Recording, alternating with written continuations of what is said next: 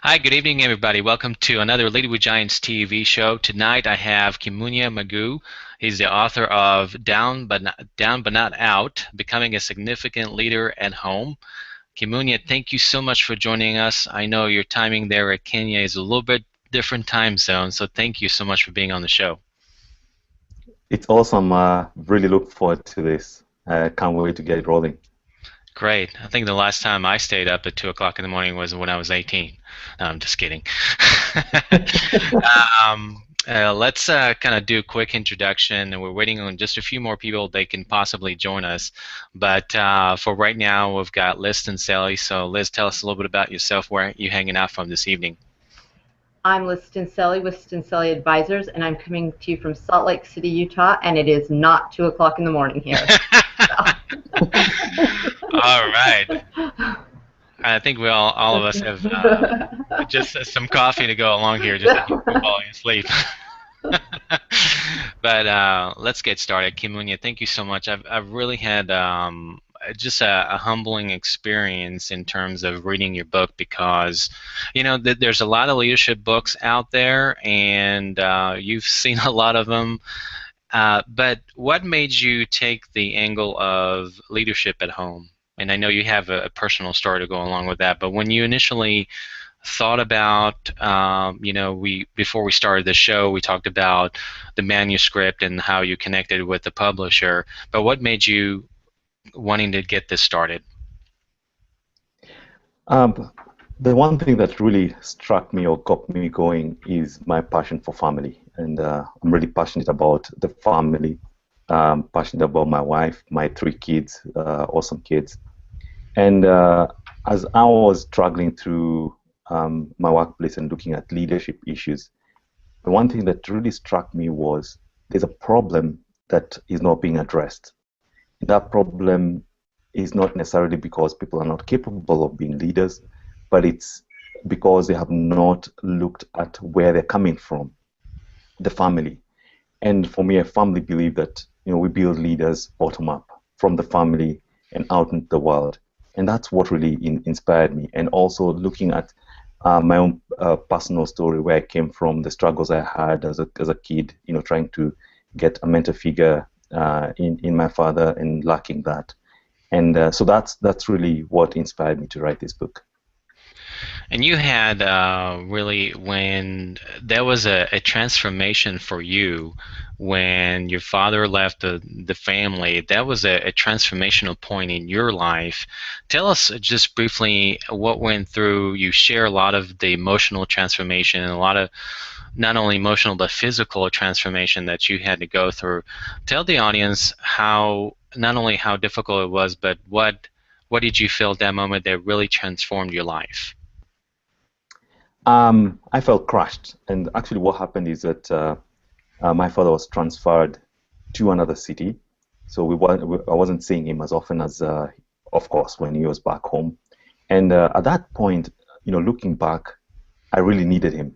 That was a point at which I was just starting to understand that I'm no longer a kid, I'm no longer a child, that I'm growing into something, and I'm hoping to be, to be like my dad, so to speak. Everything I wanted to do was I want to be like my father, and at that point is when he was kind of pulled away from me, and for for some time I didn't understand why then, and that really got me, really ticked off. Why abandon me when I really need you most, when I need some light to help me through life. And retrospectively looking at our son who's just turned 7, I can actually see myself in him at this age, and it's like a flashback, and it's very real. Right now, he wants to hang out with me and do everything that he does, and he imitates me. He wants to dress. He wants dress shoes. He wants a dress trousers just like daddy. So I think it was a really watershed moment for me. Okay, let's see. Let me kind of turn over to Liz to see if she's got any questions for you. I do. So many people use their troubled childhoods as an excuse for their behavior as an adult. What do you think made you look at your past a little bit differently than so many others do? I think it's a choice. I chose that I was not going to get beat down, and around that time is when I, got my faith in God, and I think turning to that really helped me think through things, think through life, and try and get some positive stuff going on in my life. And about 4 years later, when I turned 12, I actually made a very conscious decision then that, I think it was quite foolish, that I was going to get married and get kids. I did not consider that there are biological issues that might interfere with that. But I think staying positive and making a choice that I was not going to get beat down was really helpful, and it kept me going.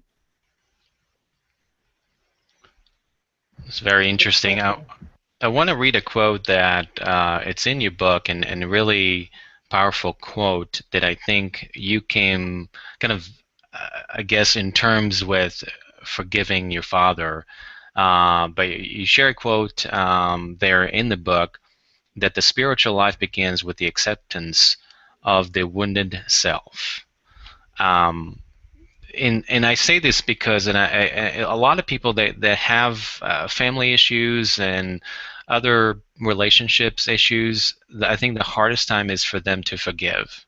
Would you agree with that? Absolutely, absolutely agree with that. It actually took me 30 years to forgive my father. 30. That's a pretty long time, 3 decades. But what triggered it was, at the back of my mind, I'd moved on, and I said, it's my life. Have an awesome family. But one day I was reading the newspaper, and for some weird reason, I said, look at the obituaries. I don't know why. I never do that.